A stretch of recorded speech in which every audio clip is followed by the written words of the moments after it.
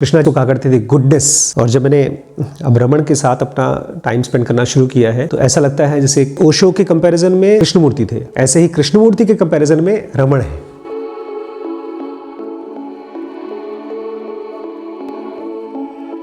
नमस्कार दोस्तों, स्वागत है आपका डीप नॉलेज में।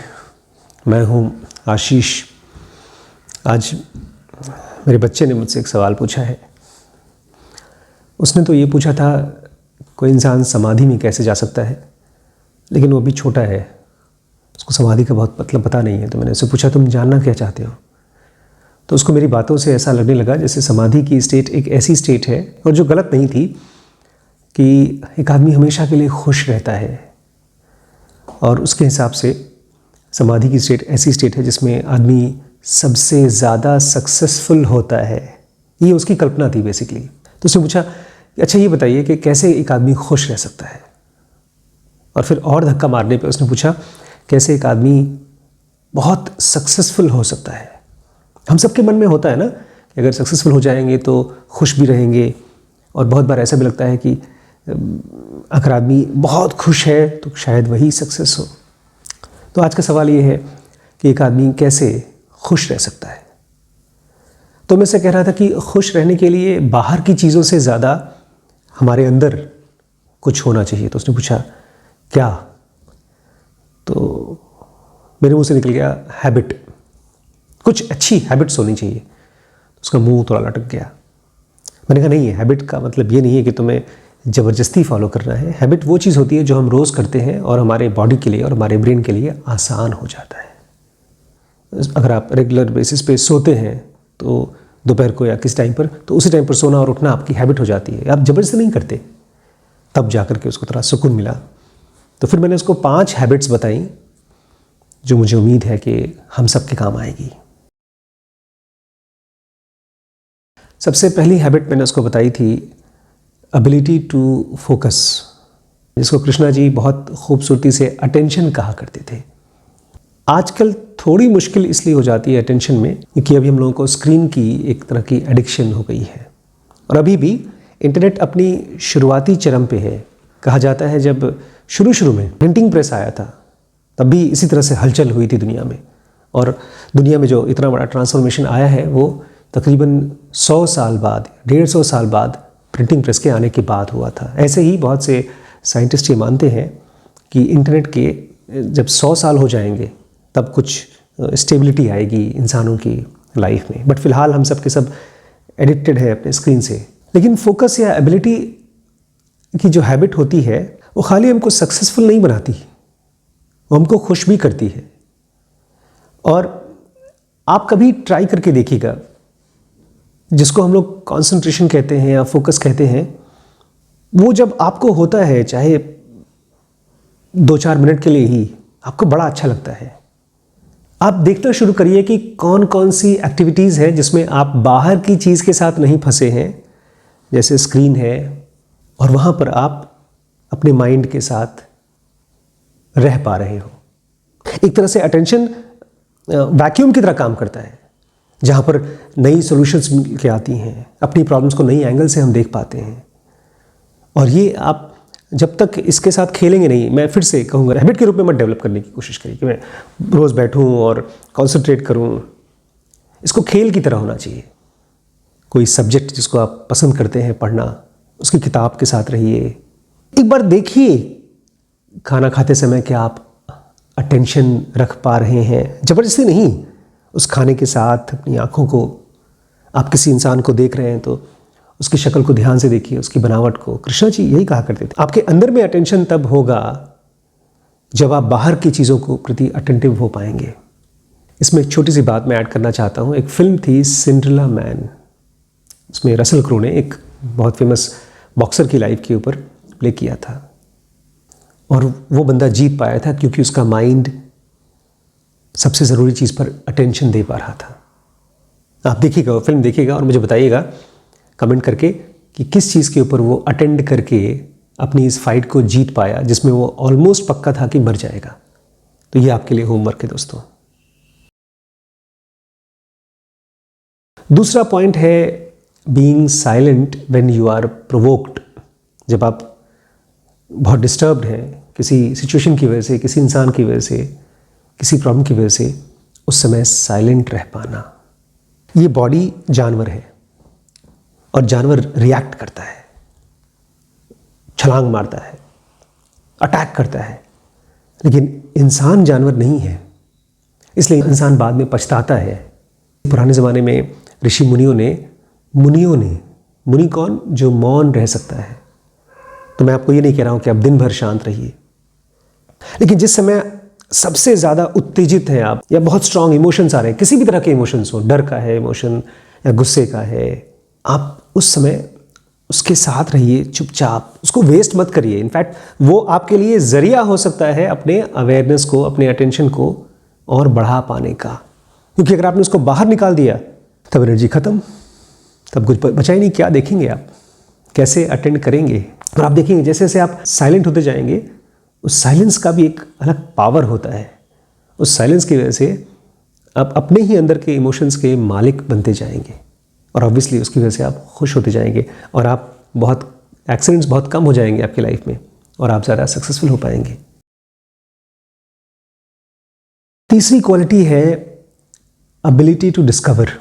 ये हम लोग बचपन से ही नहीं मिलता, बचपन में रहता है हमारे पास। बहुत छोटे बचपन में बच्चे हर चीज़ को देखते हैं और खोजते हैं और खुश हो जाते हैं और उनकी लाइफ बहुत रिच होती है। लेकिन जब स्कूल पहुंचते हैं तो हर चीज़ डेड हो जाती है, उनको पहले से रटा दिया जाता है, एग्ज़ाम देना होता है, उसके बदले में उनको मार्क्स मिलेंगे, तो वो डिस्कवर नहीं कर पाते। एक बच्चा जब कुछ सीखता है तो खुश होता है, लेकिन जैसे जैसे बच्चे बड़े होना शुरू हो जाते हैं उनको हम बिज़ी कर देते हैं किताबों में, लेकिन किताबों में भी वो कुछ डिस्कवर नहीं कर पाते जैसे रियल लाइफ में करते हैं। किसी और ने डिस्कवर किया है जो वो उधार चिपकाते रहते हैं अपने सर में। अभी रिसेंटली मैं बच्चों से बात कर रहा था, गौरी वैभव और श्री से। मैं बहुत खुश था उस दिन, बहुत ज़्यादा खुश। तो पूछ रहे थे पापा क्यों खुश हैं? तो मैंने कहा कि मैंने इन्वेस्टिंग के बारे में कोई ऐसी चीज़ डिस्कवर की है जो शायद मैं अगले 50 साल तक चाहता तो भी नहीं खोज पाता, या मैं शायद अगर एक कॉलेज में 2 साल तक MBA करता तब भी शायद मुझे नहीं मिलता, क्योंकि मुझे पता है मैं कॉलेज के थ्रू पढ़ चुका हूँ। तो उन्होंने पूछा क्या चीज़ डिस्कवर की है? तो जब मैंने उनको बताया मेरी डिस्कवरी, तो दोनों बच्चे, और रिम्पी भी थी उस समय, बड़े खुश हुए। अरे बाप रे बाप, ये हमने कवर किया है इन्वेस्टिंग कोर्स में, WBX में हमने कवर किया है। इट इज़ समथिंग जो मुझे लगता है कि मेरी अचानक से उस एक इंसाइट को समझने से मेरी नेटवर्थ 10 टाइम्स बढ़ गई। और बच्चों को जब मैं समझा पाया, वो चीज़ कन्वे कर पाया, तो वो भी बड़े खुश थे। और उसके बाद ही मैं बच्चों से बोल रहा था ये ऐसा इसलिए मत पढ़ो क्योंकि मैं तुम्हें बता रहा हूँ, तुम्हें याद रखना है, तुम्हें एग्ज़ाम देना है। ये मेरे लिए ऐसा था जैसे सडनली मेरे पास कुछ कोई सिक्का है, कोई, और मुझे पता चल गया सिक्का जो है वो सोने का सिक्का है, तो मैं और संभाल करके उसको रखूँगा। जैसे आपको कोई पता चलती है, नई बात पता चलती है, and it is very empowering. और इस तरह की मेरे साथ ऑलमोस्ट हर रोज़ कुछ न कुछ होता है। इनफैक्ट मेरे एक मित्र हैं, काफ़ी उम्रदार हैं, काफ़ी मुझसे ज़्यादा उम्र के हैं, तो मुझे ऑलमोस्ट हर हफ्ते में एक बार फ़ोन करके या मुझसे पूछते रहते हैं कि तुम आजकल क्या कर रहे हो, तुमने क्या खोजा है, क्या डिस्कवर किया है। फिर मैं उनको बताऊंगा। जैसे हमने रमण महर्षि का आश्रम डिस्कवर किया, तो वो बोल रहे थे यार मुझे भी जाना है। वो मुझसे ज़्यादा उम्र के हैं, लेकिन होता यह है जैसे जैसे हमारी उम्र बढ़ती जाती है, ये एबिलिटी टू डिस्कवर, नई चीज़ों को एक्सप्लोर करने की हमारी आदत ख़त्म हो जाती है। बचपन में होती है, फिर कॉलेज के थ्रू ख़त्म हो जाती है। बट मैंने तो बच्चों से बोलता हूँ कि जब से मैंने ये सारे कोर्सेज स्टार्ट किए हैं, मैंने फिर से कॉलेज में एडमिशन लिया है। मैं अपना खुद का सबसे पहला स्टूडेंट हूँ। तो ये चीज़ आपको बचा के रखना पड़ेगा, ability to discover. Next point है अपनी लाइफ को रिव्यू कर पाना। ये भी बड़ा मुश्किल काम है। वो लोग नहीं कर सकते जिनके अंदर में बहुत ज़्यादा घमंड है या जिनके थॉट्स बहुत फिक्स्ड हैं, चाहे कितना भी मिजरेबल है, कितना भी दुखी है, कितना भी फेल्ड है। स्टीव जॉब्स की एक आदत थी, वो जो ज़्यादा पढ़े लिखे नहीं थे, वो ड्रॉप आउट थे। बिल गेट्स की तरह नहीं थे। बिल गेट्स बहुत ही ज़्यादा अलग टाइप के आदमी थे शुरू से ही। तो बिल गेट्स बहुत यंग एज में वो दुनिया के रिचेस्ट मैन हो गए थे, और उन्हीं के कंपैरिजन में स्टीव जॉब्स अपने आप को उनके बराबर मानते थे, लेकिन वो हो नहीं पाए थे। उनका नेचर तो आप सब जानते ही हैं, गुस्से वाले, बदतमीज़ टाइप के थे। लेकिन एक बड़ी ख़ास चीज़ थी, उनको ये पता था कि मैं खाली मार्केटिंग करना चाहता हूँ। उनके अपनी कंपनी के एम्प्लॉयज़ उनकी ऐसे बेइज्जती करते थे सवाल पूछने में कि तुम कौन होते हो, तुम्हें तुम्हारे प्रोडक्ट के बारे में कुछ पता ही नहीं है, तो तुम हो कौन, तुम्हारी बातें हम क्यों माने। तो स्टीव जॉब्स खुद जानते थे इस चीज़ को कि मेरे इंजीनियर्स हैं या जो भी मेरे एम्प्लॉयज़ हैं वो सब मुझसे ज़्यादा समझदार हैं अपनी अपनी फील्ड्स में। इसलिए वो अपने आइडियाज़ को बार बार रिव्यू करते थे, देखते थे। हमने एक वीडियो में डिस्कस भी किया है कि किस तरह से जो आईफोन का आइडिया आया है, ये शुरू में क्या उनको पसंद ही नहीं था फ़ोन इंडस्ट्री में घुसना। वो कह रहे थे भैया हमने कंप्यूटर बनाया है, हम ज़िंदगी भर कंप्यूटर और लैपटॉप बनाएंगे, यही हमारी डेस्टिनी है। लेकिन उन्होंने अपने डिसीजन को रिव्यू किया। तो ये इतनी बड़ी पावर है कि आपको या तो अगर आप इस चीज़ को नहीं जानते तो आपकी लाइफ गड्ढे में गिर रही है और आपको पता भी नहीं चलेगा। बड़ी बड़ी कंपनीज ख़त्म हो गई हैं क्योंकि उन्होंने अपनी स्ट्रैटेजी को रिव्यू नहीं किया।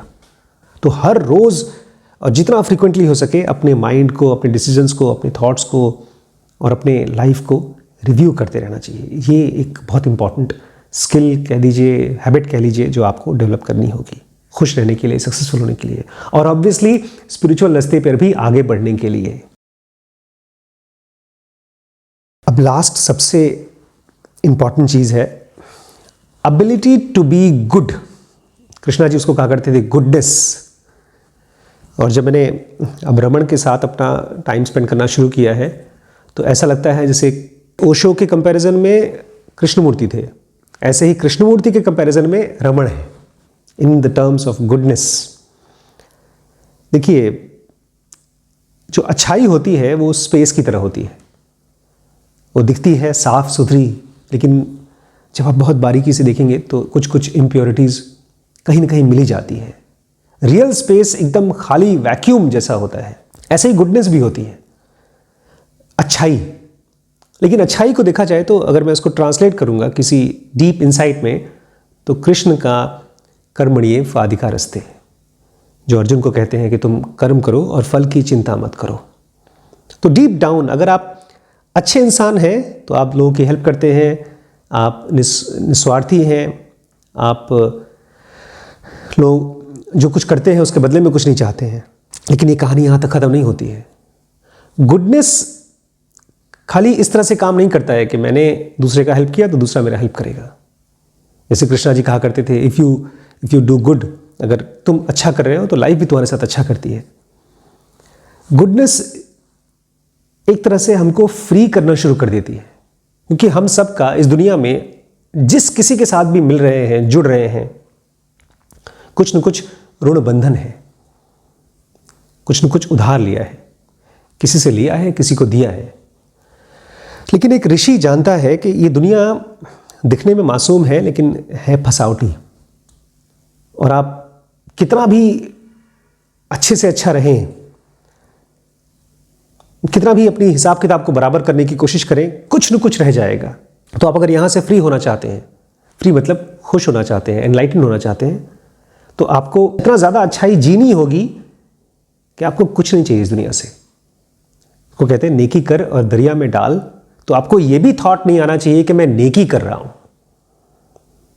बस आप कर रहे हैं और आगे जा रहे हैं। जैसे आप गाड़ी चलाते हैं तो आप पीछे रोड पर नहीं देखते हैं कि मेरी गाड़ी, मेरे टायर रोड छोड़ दिया, जिस रोड से पीछे आए हैं उसको आप देखते नहीं हैं। ऐसे ही आपके हर एक कर्म का फल होना चाहिए कि आपको उसकी तरफ ध्यान ही नहीं जाना चाहिए। लेकिन हम लोगों की लाइफ उल्टी होती है, हम तो हर चीज़ करते हैं इस उम्मीद से कि मुझे क्या मिलेगा उसके बदले में, और उसी की वजह से हम मिजरेबल होते हैं, दुखी होते हैं, और उसी की वजह से हम फेल भी होते हैं। बिकॉज जो आदमी अपने पास्ट के सक्सेस को देखता रहता है और खुश होता रहता है, वो आदमी नया कुछ कैसे कर पाएगा। और इसी की वजह से जो आदमी बहुत ज़्यादा अच्छाई को नहीं समझ सकता, नहीं जी सकता, वो कैसे करेंगे वो तो अलग ही मामला है। उसी के लिए तुम लोगों ने जिनों का बेसिक एडवांस कोर्सेज किए हैं, तो वो ये नहीं जान सकता कि कैसे एक आदमी फिजिकल बॉडी से मॉलिकुलर बॉडी, मतलब इस फिजिकल ग्रॉस वर्ल्ड से एक सूक्ष्म वर्ल्ड में जाता है, और सूक्ष्म से भी आत्मन के अंदर जाता है, समाधि में जाता है। ये चीज़ बिल्कुल मुमकिन है, लेकिन उसके बहुत पहले आप खुश और सक्सेसफुल तो होंगे ही होंगे अगर ये क्वालिटीज़ आपके अंदर में, ये हैबिट्स आपके अंदर में होंगी। दोस्तों, अगर इस वीडियो ने आपको ज़रा सा भी टच किया है तो अपने फैमिली और फ्रेंड से शेयर करिएगा। कोर्सेज़ की जानकारी के लिए व्हाट्सएप नंबर है, उस पर कनेक्ट कर लीजिए। चलिए, लाइक और कमेंट किए बिना मत जाइएगा। मुझे आपसे जानना है कि आप किस तरह की इनसाइट चाहते हैं, क्या सीख रहे हैं। और कुछ मैंने होमवर्क दिया है शुरू में, सिंड्रेला मैन, वो देख करके मुझे बताइएगा। सब्सक्राइब किए बिना जाइएगा मत। मैंने सारे कोर्सेज को 4 पार्ट में डिवाइड किया है। एक डिसीजन मेकिंग का कोर्स है जिसको हमने धर्म के नाम से पुकारा है। स्पिरिचुअल जनों का बेसिक एडवांस कोर्स है, उसको हम मोक्ष के नाम से पुकारते हैं। रिलेशनशिप के कोर्स को हम काम के नाम से पुकारते हैं। और लास्ट में पैसे का, फाइनेंशियल फ्रीडम का, उसको हम अर्थ के नाम से पुकार रहे हैं।